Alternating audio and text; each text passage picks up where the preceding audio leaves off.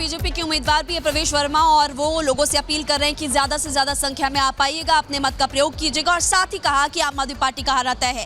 लेकिन आपको बता दें कि राजनाथ सिंह की टिप्पणी भी सामने आई है और जैसे चुनाव की तारीख का ऐलान हुआ तो राजनाथ सिंह ने कहा घोषणा हो गई है, जीत पक्की है और हम जीत कर रहेंगे। दिल्ली विधानसभा चुनाव के ऐलान पर राजनाथ सिंह ने क्या कहा है, अब आपको वो भी सुनवाते हैं।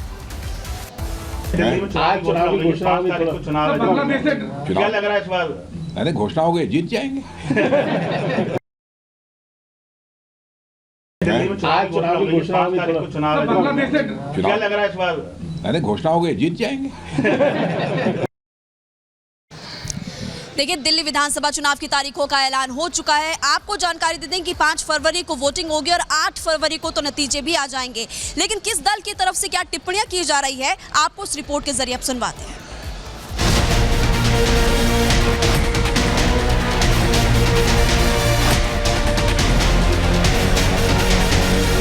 दिल्ली में जारी पोस्टर वार के बीच आज चुनाव की रणभेरी बज गई। दिल्ली में आज से ठीक 29 दिन बाद 5 फरवरी को मतदान होगा।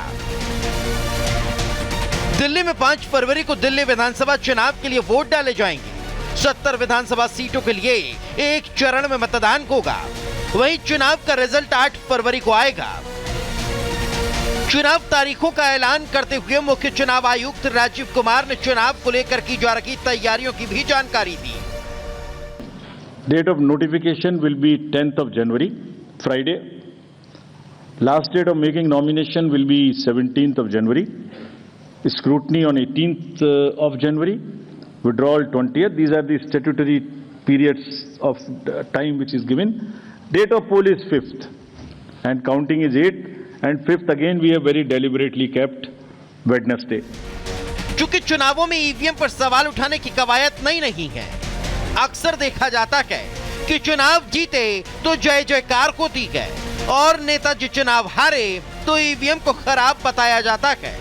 इसलिए मुख्य चुनाव आयुक्त राजीव कुमार ने चुनाव होने से पहले की ईवीएम पर ठीकरा फोड़ने वालों को और चुनाव आयोग की निष्पक्षता पर सवाल उठाने वालों को करारा जवाब दे दिया।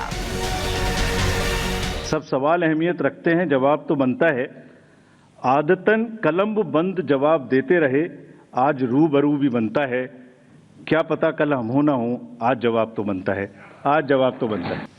चुनाव की तारीख से 7 या 8 दिन पहले ईवीएम्स को कमीशन किया जाता है, उसमें सिंबल डाले जाते हैं। उसी दिन उसमें नई बैटरी डाली जाती है। उसी दिन वो बैटरी सबके सामने में सील होती है। उसके बाद उसको उठा के ईवीएम्स को स्ट्रांग रूम में जमा किया जाता है। उन्हीं के सामने सील लगाई जाती है। माननीय हाई कोर्ट और सुप्रीम कोर्ट ने क्या कहा है? उन्होंने कहा है कि ईवीएम हैक हो ही नहीं सकती।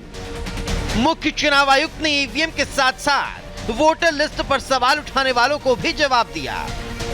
ऐसा भी कहा गया है कि कोई ग्रुप्स को टारगेट कर दिया जाता है, किसी के नाम काट दिए जाते हैं, किसी लोकेलिटी से नाम काट दिए जाते हैं। मैं आज सब बताऊंगा कि ऐसा हो सकता है क्या, ऐसा क्यों नहीं हो सकता।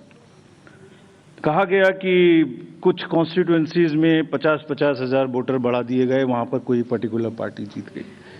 वो जानते हैं, वो जीत चुके हैं, उन्हें पता है। कर न सकें इकरार तो कोई बात नहीं, मेरी वफा का उनको एतबार तो है। शिकायत भले ही उनकी मजबूरी हो, मगर सुनना, सहना, सुलझाना हमारी आदत तो है। गौरतलब है कि दिल्ली विधानसभा का मौजूदा कार्यकाल 23 फरवरी को खत्म हो रहा है। इसके अलावा मुख्य चुनाव आयुक्त राजीव कुमार भी 18 फरवरी को रिटायर हो रहे हैं। यही वजह है कि 18 फरवरी से पहले दिल्ली में चुनावी प्रक्रिया पूरी कर ली जाएगी और नई सरकार का गठन होगा। Bureau report, Republic Bharat. देखिए, मौजूदा समय में इस वक्त आम आदमी पार्टी की सरकार है दिल्ली में, लेकिन भारतीय जनता पार्टी और कांग्रेस पार्टी दावा कर रहे हैं कि जीत उनके दल की होगी। बांसुरी स्वराज और अलका लांबा क्या कह रही हैं, अब आपको वो भी सुनवाते हैं। चुनाव का शंखनाद हो गया है। भाजपा इस निर्णय का स्वागत करती है। प्रत्येक भाजपा का कर्मठ कार्यकर्ता चुनाव के लिए पूरी तरह तैयार है और तत्पर है।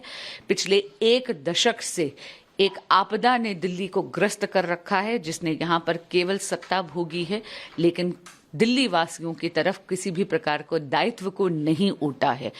अब मैं अनुरोध करूंगी दिल्ली की जनता से, खास करके दिल्ली के यूथ से, कि भारी नंबर्स में आकर मतदान केंद्र तक जरूर जाएं, मतदान करें।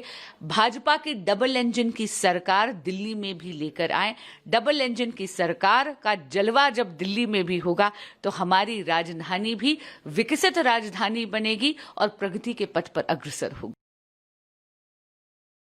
सबसे पहले मैं दिल्ली के 1,55,00,000 मतदाता जो वोट करेंगे 5 फरवरी को और 8 को दिल्ली अपना फैसला सुना देगी, मैं उन्हें बधाई और शुभकामनाएं देती हूँ। दिल्ली के लोगों को कहूंगी आपका इंतजार खत्म हो रहा है। आपकी परेशानियां, आप जिस भी जहरीली हवाओं में, जहरीला पानी, अपराध, महंगाई, बेरोजगारी से आपको कांग्रेस मुक्ति दिलाने जा रही है और एक बुलंद मजबूत सरकार, परमानेंट मुख्यमंत्री, टेम्परेरी नहीं, परमानेंट मुख्यमंत्री, परमानेंट सरकार, परमानेंट जो समस्याएं हो चुकी है उसका परमानेंट सॉल्यूशन कांग्रेस आपको देने जा रही है। तो चुनाव की तारीख के ऐलान के बाद बीजेपी और कांग्रेस का रिएक्शन क्या है वो तो आपने देख लिया, लेकिन बहुजन समाज पार्टी यानी कि बीएसपी की तरफ से भी टिप्पणी की गई है और बीएसपी का कहना है कि इस बार दिल्ली विधानसभा चुनाव अकेले ही बीएसपी लड़ते हुए नजर आएगी और आपको बता दें कि अपने बलबूते पर चुनाव लड़ेंगे, बेहतर प्रदर्शन की उम्मीद है। ये बीएसपी की तरफ से सोशल मीडिया पर भी पोस्ट किया गया है, एक्स पर मायावती ने पोस्ट किया है, वो हम आपको लगातार दिखा रहे हैं, जिसमें वो दावा कर रहे हैं कि इस बार हम अकेले ही चुनाव लड़ेंगे।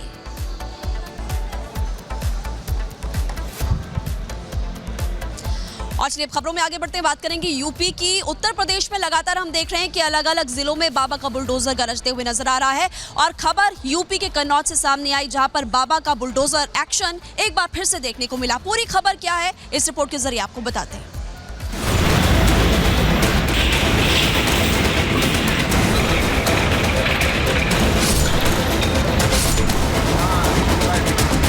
यूपी में बुलडोजर फुल स्पीड में दौड़ रहा है। नए साल में भी बुलडोजर तेज रफ्तार से आगे बढ़ रहा है।